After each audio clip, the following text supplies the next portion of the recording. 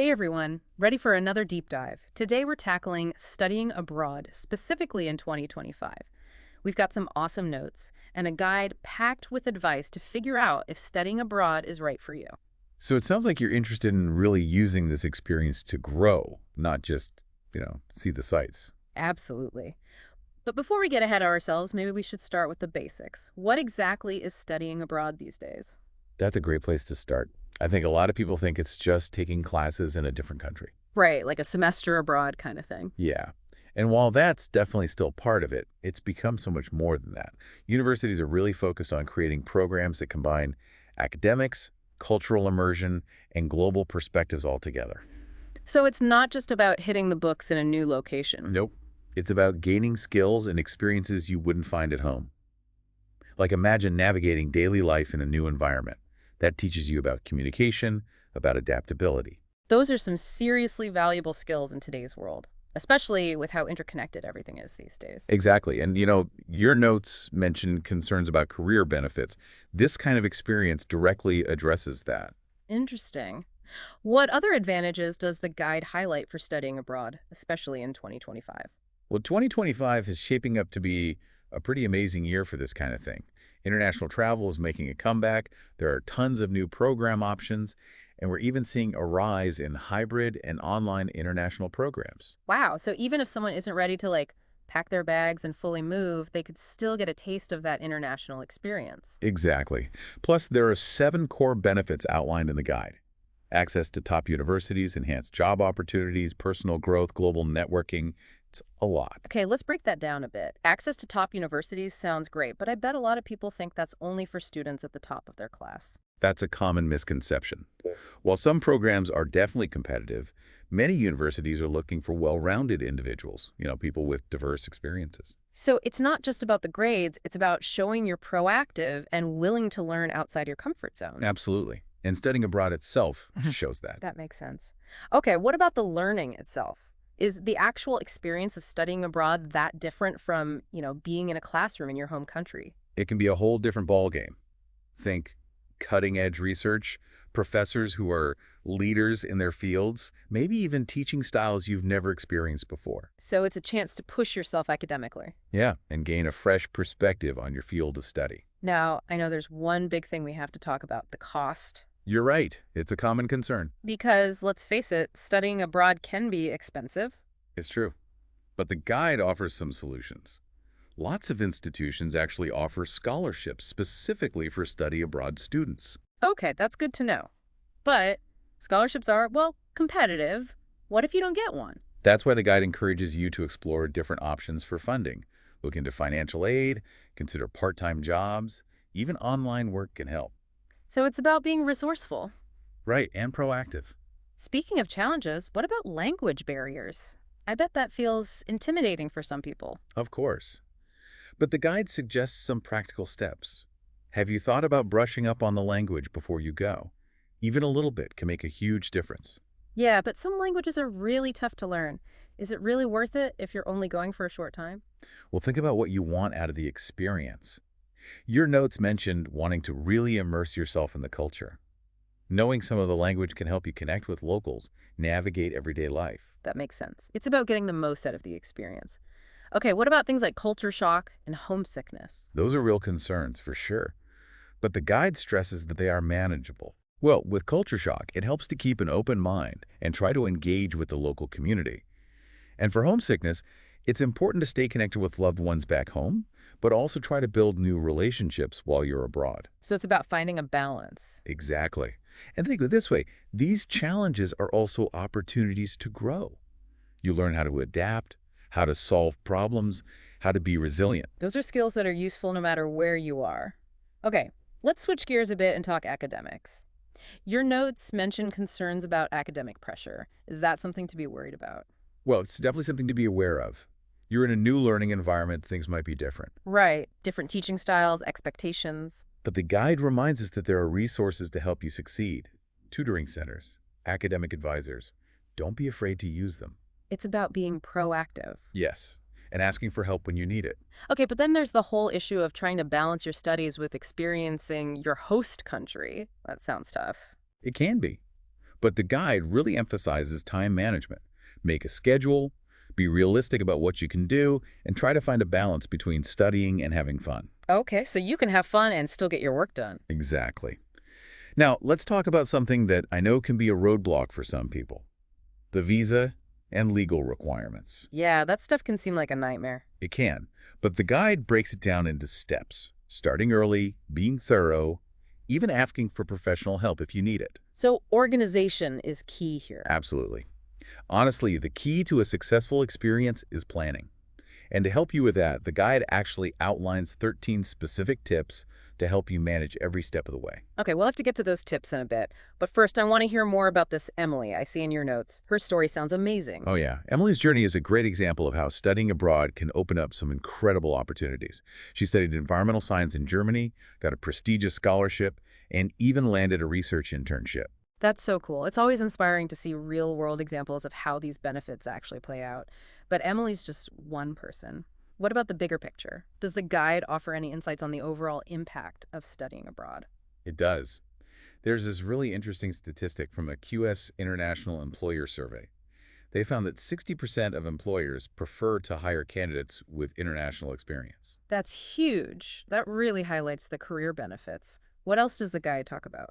Well, it also mentions travel influencers like Nomadic Matt and the Study Abroad Journal. Oh, yeah, I follow them. They offer some great advice on navigating the challenges and maximizing the rewards of studying abroad. So it's like getting insider tips from people who have been there and done that. Exactly. They give you a perspective you might not get from a brochure or website. Okay, I'm definitely feeling inspired. Studying abroad is clearly more than just going to school in a different country. It's a whole journey, and the guide is your roadmap.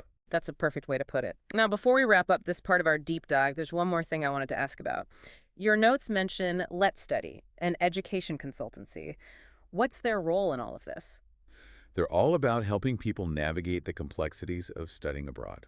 So they're kind of like a personal coach for your study abroad journey? Yeah, you could say that. They help with everything from finding the right program to figuring out visas and finances. They even have some really cool case studies about how they've helped people achieve their study abroad dreams. Ooh, those sound like they're worth exploring. They definitely are.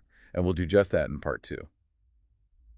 Welcome back. Before the break, we were talking about Let's Study and how they help make studying abroad a reality. So who exactly do they work with? Is it like a specific type of student? It's actually pretty diverse. The guide highlights three people: Adarsh, Mayank, and Divyansh, and they all had different challenges. But with Let's Study's help, they were able to navigate all the complexities of studying abroad and achieve some pretty incredible results. Okay, let's dive into their stories, starting with Adarsh. What was his situation? So at Darsh, he wanted to study computer science abroad, but he wasn't sure where to even begin. Yeah, there's so many options. Right. And he was also worried about the cost. So Let's Study helped him, figure out which countries would be the best fit for his career goals, and they actually pinpointed Canada as the ideal destination. They even helped him get a $10,000 merit-based scholarship. Wow, that's amazing. He found the right program. A&D got financial assistance. What about Mayank? What was he hoping to achieve? Mayank wanted to do an MBA abroad, but he felt completely overwhelmed by the whole application process. I can imagine. It's a lot to handle. It is. But Let's Study stepped in and helped him choose MBA programs in Australia that had really strong job placement rates. And get this, they even helped him prepare for his visa interview. So they really go above and beyond just finding a program. Okay, what about Divyansh? What was his story? Divyansh had his sights set on an Ivy League education, but he was worried about his academic record. That's a tough one. Yeah, but Let's Study worked with him to find universities that would be a good fit and helped him really showcase his strengths in the application process. And you know what? He ended up getting accepted to Columbia University with a partial scholarship. That's incredible. These stories really show how personalized guidance can make a world of difference. But let's zoom out for a second. Why is studying abroad so important, especially now? Well, we live in an increasingly interconnected world, right? And studying abroad basically equips you with the skills and the perspectives you need to thrive in such a diverse and ever-changing environment. It's like an investment in your future. Exactly. And it's about more than just getting a degree. It's about developing what they call a global mindset. Yeah, I see that mentioned a lot in your notes. What does having a global mindset really mean? It's about understanding different cultures, perspectives, ways of thinking. It's about being able to navigate a world that's, well, becoming more and more complex. I can see how that would be valuable. Your notes even mention that having a global mindset could be crucial for solving some of the big challenges we face as a global community. That's a really important point. Things like climate change, social injustices, economic disparities. We need people who can approach these issues with empathy and understanding, a willingness to collaborate across borders and cultures. So, studying abroad isn't just about personal gain, it's about contributing to a better world. Exactly. It can be a catalyst for both personal growth and global citizenship. You learn to step outside your comfort zone, embrace new experiences, really see the world through different lenses. That's powerful. So, it's not just an educational experience, it's a transformative journey. It is. And, all those skills you gain, adaptability, communication, problem solving, those are things employers look for, no matter the industry. So, it really is an investment in your future. I'm curious, how does the guide recommend preparing for such a transformative experience? Preparation is key. The guide emphasizes starting early, researching thoroughly, being proactive. Okay, let's get practical. What are some specific steps people can take to start planning their study abroad journey? That's a great question. And that's exactly what we'll explore in the next part of our deep dive. We'll cover all the essential tips and resources you need to turn your study abroad dream into a reality. So stay tuned for part 3, where we'll dive into the nitty-gritty of planning your study abroad journey. Okay, so we've talked about the why and the benefits. Now, how do we actually make this happen? Where do we even begin? Well, the guide says the best place to start is with yourself. Like, really think about what you want to get out of this experience. Okay, so figure out your goals. Yeah. What are your academic goals? What kind of cultural immersion are you looking for? And realistically, what can you afford? It's easy to get caught up in the excitement, but thinking about those practical things early on is important. Right. And once you have those answers, then comes the fun part. Researching programs and destinations. Yeah, but there are so many options. It can be overwhelming. I know, right? Your university's study abroad office is a great place to start. They can give you some personalized advice. Okay, so talk to the experts at your own school. Yes, they can help with finding programs, scholarships, making sure your credits transfer back. But you shouldn't stop there. So do your own research too. Definitely. The guide suggests online platforms like studyabroad.com and goabroad.com. They have tons of programs you can filter by your interests. And don't underestimate the power of talking to people who've already studied abroad. Get those first-hand insights. Exactly. Okay, so let's say you found some programs you're interested in. Now it's application time. Any tips on how to make your application really stand out? Don't wait until the last minute. Give yourself plenty of time to get everything together. Transcripts, recommendation letters. Oh, and the essays. The essays are so important. The guide really emphasizes authenticity. Don't just give generic reasons for wanting to study abroad. Dig deep. Yes. Why does this specific program, this country, resonate with you? What do you want to learn? What makes you the perfect candidate? Show them who you are. Exactly. And don't be afraid to get feedback on your essays. A fresh perspective can really help. Okay, essays, check. What about those letters of recommendation? Choose people who know you well, academically or professionally. Professors, mentors, advisors, and give them lots of time. Make it easy for them to write you a great letter. Exactly. And if the program requires an interview, be prepared. Practice your answers. Show them you're serious about this opportunity. All right, let's talk money. We've touched on scholarships, but what are some other ways to make studying abroad more affordable? Well, a lot of countries allow international students to work part-time. Oh, so you could work while you're studying. Yep. It's a great way to gain experience, make some extra cash, and get even more immersed in the culture. Multitasking at its finest. What about budgeting? Any advice there? Research the cost of living in your chosen city. Some places are definitely more expensive than others. Think about everything. Rent, food, transportation, entertainment. And those little things that add up. Yes, like visa fees, travel insurance, textbooks, even those spontaneous weekend trips. Okay, so you've got your funding sorted, you've been accepted into a program. What are those must-do things before you actually leave? All the logistical stuff. Make sure your passport is valid, book your flights and accommodation, and get your visa. Oh, and the guide even mentions checking if you need any special vaccinations. It's all about being prepared. What about the last few weeks before you go? Any tips for making that transition a little smoother? Connect with other students who are going to the same program. There are online forums and social media groups where you can chat and share tips. It's nice to have that support system. Absolutely. And to prepare for culture shock, be open-minded. Embrace the differences. It's okay to feel a little lost at first. Learning a few basic phrases in the local language can help a lot too. Shows you're making an effort. What about staying safe? Any advice there? Always keep copies of your important documents separate from the originals. Give a set to someone you trust back home, just in case. And learn the local emergency numbers and how to contact your embassy. Safety first. Okay, so you've arrived, you're settling in. What's the secret to really making the most of this experience? Don't be afraid to just dive in. Explore.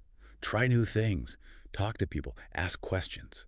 Document your journey. Take pictures. Write in a journal. Share your story. And most importantly, have fun. It's an adventure. It is. And the skills you gain, the knowledge, the friendships, those will stay with you forever. This deep dive has been amazing. We've covered so much, from the big picture to the practical steps. And we've barely scratched the surface. There's always more to learn. To our listeners, we hope this has inspired you to consider studying abroad. If you're ready to take the leap, remember all those resources we talked about, your university, online platforms, LetzStudy. There's a whole world of support out there. This could be the most rewarding adventure of your life. And remember, it's not just about checking a box on your resume. It's about broadening your horizons, becoming a citizen of the world. So start planning your journey today. Get ready for an experience that will change your life. Until next time, keep exploring, keep learning, and keep diving deep.